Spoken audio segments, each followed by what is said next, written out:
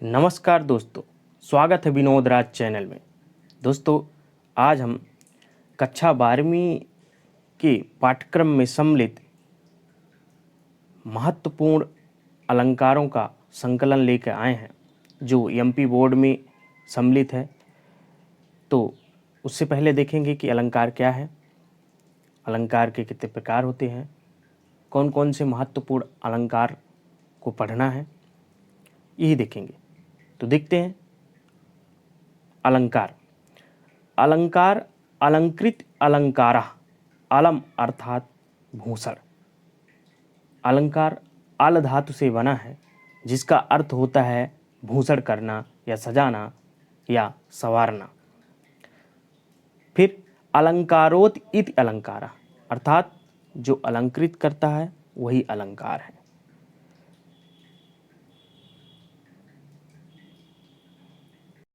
तात्पर्य हुआ कि जो सजाने का कार्य करे, किसी को संवारने को तैयार करने का कार्य करे, वही अलंकार है। अब देखते हैं अलंकार की परिभाषा। सबसे पहले भामा के अनुसार, क्योंकि 6वीं 7वीं शताब्दी में इनकी एक पुस्तक आई थी काव्य अलंकार, जिसमें उन्होंने अलंकार को ही विशेष रूप से वर्णित किया था। तो देखते हैं, इन्होंने परिभाषा दिया है ना कांतिमपि निर्भूषम विभाति वनिता मुखम। वनिता मीन्स स्त्री, मुख मतलब उसका मुख, कांति मतलब मप मतलब उसका सुंदर, निर्भूषम बिना आभूषण के, विभात बनता नहीं। तो इसका अर्थात होता जिस प्रकार किसी स्त्री का मुख सुंदर होते हुए भी आभूषणों के बिना सुशोभित नहीं होता, उसी प्रकार बिना अलंकार के काव्य शोभा नहीं प्राप्त करता। इसी अनुसार उन्हीं के समकक्षी हैं आचार्य दंडी के अनुसार। इन्होंने परिभाषा दिया है काव्य शोभा करान धर्मान अलंकारान प्रच्छेते, अर्थात काव्य की शोभा में वृद्धि करने वाले धर्मों को अलंकार कहते हैं। इस प्रकार काव्य अलंकार की जो परिभाषा होती है वह होती है काव्य की शोभा में वृद्धि करने वाले तत्वों को, धर्मों को अलंकार कहते हैं। देखते हैं अलंकार के प्रकार। मुख्यतः अलंकार के 4 प्रकार बताए गए हैं। पाश्चात्य साहित्य, हिंदी साहित्य में जो व्याकरण शास्त्र होता है उनमें अलंकारों के 4 प्रकार बताया गया है। पहला है शब्दालंकार, दूसरा अर्थालंकार, तीसरा उभयालंकार, चौथा है पाश्चात्य अलंकार। किंतु हिंदी में पाश्चात्य अलंकारों की चर्चा नहीं की जाती। इस प्रकार अलंकार के हिंदी में 3 ही प्रकार माने गए हैं, वह है शब्दालंकार, अर्थालंकार, उभयालंकार। तो पाश्चात्य अलंकार की हम चर्चा नहीं करेंगे। देखते हैं शब्दालंकार क्या है। काव्य में जहाँ शब्दों द्वारा, शब्दों, वर्णों अथवा ध्वनियों के विशिष्ट या चमत्कारिक प्रयोग द्वारा काव्य की शोभा में अभिवृद्धि होती है, वहाँ शब्दालंकार होता है। यानी कि काव्य में जहाँ केवल शब्दों की चर्चा की जाए और शब्दों के द्वारा काव्य की शोभा में वृद्धि की जाए, यहाँ अर्थ से कोई तात्पर्य नहीं होगा, अर्थ से यहाँ लेना देना नहीं होगा, केवल शब्द के माध्यम से काव्य की शोभा में वृद्धि की जाए, वहाँ पर क्या हो जाएगा, शब्दालंकार हो जाए। इनकी संख्या 7 बताई गई है मुख्यतः, ठीक है। अब देखते हैं अर्थालंकार। काव्य में जहाँ अर्थ के सौंदर्य या चमत्कारिक प्रयोग से शोभा में अभिवृद्धि हो, वहाँ अर्थालंकार होता है। इसकी संख्या निश्चित नहीं होती, यानी कि काव्य में जहां अर्थ के द्वारा उसकी सौंदर्यता में वृद्धि की जाए, चमत्कार उत्पन्न किया जाए, उसको सजाया जाए, वहां अर्थालंकार होता है। इसकी संख्या निश्चित इसलिए नहीं होती क्योंकि अलंकारों की संख्या बहुत ज़्यादा है और अर्थालंकार की विशेष तौर पर यहाँ पर भूषण कवि ने ही 100 अलंकारों की चर्चा कर दी है, तो इसलिए इनकी संख्या बताना संभव नहीं है। हर विद्वान अलग अलग तरीके से बताए हैं। अब देखते हैं उभय अलंकार। काव्य में जहाँ शब्द और अर्थ दोनों से सौंदर्य में वृद्धि हो, यानी दोनों को लेकर के, शब्द और अर्थ दोनों के द्वारा उसके सौंदर्य में वृद्धि की जाए, वहाँ पर क्या हो जाएगा, उभय अलंकार। इसकी संख्या 2 मिलती है, पहला संकर, दूसरा संश्लिष्ट। तो इनकी चर्चा नहीं की जाती और ये आते भी नहीं हैं।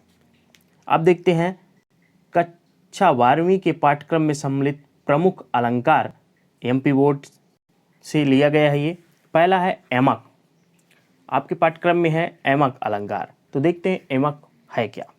काव्य में जहाँ एक ही शब्द दो या अधिक बार आए और प्रत्येक बार उसका अर्थ भिन्न हो, वहाँ एवक अलंकार होता है। यानी कि एक शब्द की आवृत्ति कई बार हो, एक से अधिक बार हो, और हर बार उसका अर्थ क्या हो, अलग अलग लिया जाए या अलग अलग हो, वहाँ पर क्या हो जाएगा, एवक अलंकार। ध्यान दीजिएगा, एक शब्द, अनेक शब्द नहीं, अनेक भी शब्द हो सकते हैं, एक या अनेक शब्दों की आवृत्ति कई बार हो। ठीक है, तो उदाहरण होगा कनक कनक तेसव गुनी मादकता अधिकाय वा पाए बौराय जग या खाए बौराय। इसमें क्यों एवक अलंकार होगा, देखते हैं। उपयुक्त दोहे में कनक शब्द की आवृत्ति हुई है। यहाँ पहले कनक का अर्थ स्वर्ण तथा दूसरे कनक का अर्थ धतूरा है, अतः यहाँ एवक अलंकार है।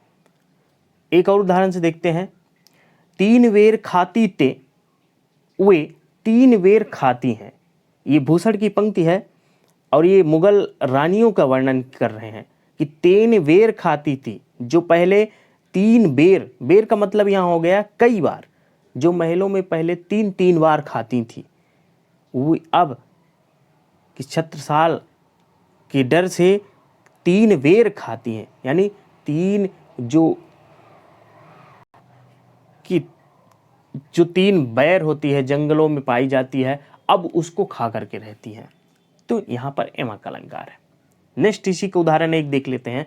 ऊंचे घोर मंदिर के अंदर रहबारी, ऊंचे घोर मंदिर के अंदर रहाते हैं। यहाँ पे मंदिर दो शब्द आया, दो बार आया। तो एक मंदिर का अर्थ होता है महल और दूसरे को होता है गुफा। ये भी मुगल रानियों का ही या मुगल सेनाओं का ही वर्णन किया है। नेक्स्ट इसी का एक उदाहरण है। मूरति मधुर मनोहर देखी भयउ विदेह विदेह विषेखी। यहाँ पे विदेह दो शब्द आए। विदेह राजा जनक के बारे में वर्णन किया गया है और दूसरा विदेह होता है देह रहित, यानी जो मूर्छित हो गया हो, जो जिसको होश ना हो। नेक्स्ट उदाहरण है सजना है मुझे सजना के लिए। देखिए यहाँ पे दो शब्द आया है, सजना सजना। एक सजना संवरना होता है अर्थात श्रृंगार करना, और एक होता है वह सजना जो पति होता है, आराध्य होते हैं। इस प्रकार उम्मीद करता हूँ एवक अलंकार आपको समझ में आ गया होगा। अब नेक्स्ट देखते हैं जो दूसरा है श्लेष अलंकार। इनके लिए भूषण ने एक दोहा दिया है। एक वचन में होत जहाँ बहु अर्थन को ज्ञान, श्लेष कहत है ताहि सौ भूषण सुकवि सुजान। यानी कि जहाँ एक शब्द से बहुत अर्थों का बोध हो, अनेक अर्थों का ज्ञान हो, श्लेष कहते हैं उसे, यही सुकवि भूषण कह रहे हैं। अर्थात श्लेष का अर्थ होता है चिपका हुआ। जब काव्य में एक शब्द में एक से अधिक अर्थ चिपके रहते हैं तब श्लेष अलंकार होता है। अर्थात काव्य में जहाँ एक ही शब्द के एक से अधिक अर्थ निकले वहाँ पर श्लेष अलंकार होता है। देखिए एक उदाहरण है, खूब फेमस है। रही मन पानी राखिए बिन पानी सब सून, पानी गए न उबरे मोती मानुष चून। विश्लेषण, इस दोहे में पानी के तीन अर्थ बताए गए हैं। मोती का पानी, मोती की आभा या चमक। मनुष्य का पानी, मनुष्य की आभा या चमक प्रतिष्ठा। चूने का पानी, चूने में पानी यानी बिना पानी के चूना सूख कर व्यर्थ हो जाता है। तो इस प्रकार यह पानी के तीन अर्थ बताए गए हैं। तीन अर्थों में लिया गया है, तीन प्रयोजनों में लिया गया है, इसलिए यहाँ पर श्लेष अलंकार है। एक उदाहरण जो बहुत पूछा जाता है। चिरंजीवो जोरी झुरय क्यों ना स्नेह गंभीर, को घट ये वृषभानुज ये हलधर के वीर। इसमें दो शब्द आए हैं, एक वृषभानुज और एक हलधर। तो वृषभानुज के दो अर्थ होते हैं। इसको भी अगर बांटेंगे, वृषभ धन अनुज यानी बैल की बहन। तो वृषभ मानी बैल, अनुज मीन्स उसकी अनुजा। अनुजा मीन्स क्या हो जाएगा, कि बहन। अनुज मीन्स भाई, तो अनुजा मीन्स बहन। फिर वृषभा, इसको दो बार बांटो, वृषभानु प्लस चा यानी वृषभानु की पुत्री यानी राधा। इसी तरह हलधर के दो होते हैं। हलधर के वीर, हल को धारण करने वाले यानी बैल के भाई जो उसके साथ में रहते हैं, क्योंकि दो बैलों से हल बनता है। हलधर के वीर यानी बलदाऊ के भाई, श्री कृष्ण का भी वह यहाँ पे है। एक उदाहरण बहुत पूछा जाता है। चरण धरत चिंता करत चितवन चारह और सुबरन को खोजत फिरे कवि व्यभिचारी चोर। ये जो सुबरन शब्द है, यहाँ पर सुबरन शब्द के 3 प्रयोजनों में अलग अलग अर्थ है। यदि सुबरन को कवि के रूप में देखा जाए तो सुंदर शब्द हो जाएगा, व्यभिचारी के रूप में देखा जाए तो सुंदर स्त्री हो जाएगा। और सुबरन की बात कर रहे हैं, सुबरन का अगर कवि में देखेंगे तो सुंदर शब्द, व्यभिचारी में देखेंगे तो सुंदर स्त्री, और चोर में देखेंगे तो सुंदर धन। ये सुंदर शब्द के कई अर्थ निकले, इसलिए यहाँ पर श्लेष अलंकार है। श्लेष अलंकार के 2 प्रकार होते हैं, एक अभंग श्लेष, दूसरा सभंग श्लेष।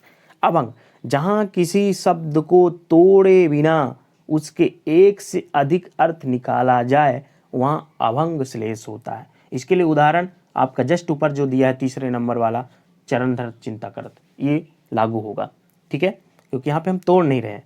सभंग का मतलब होता है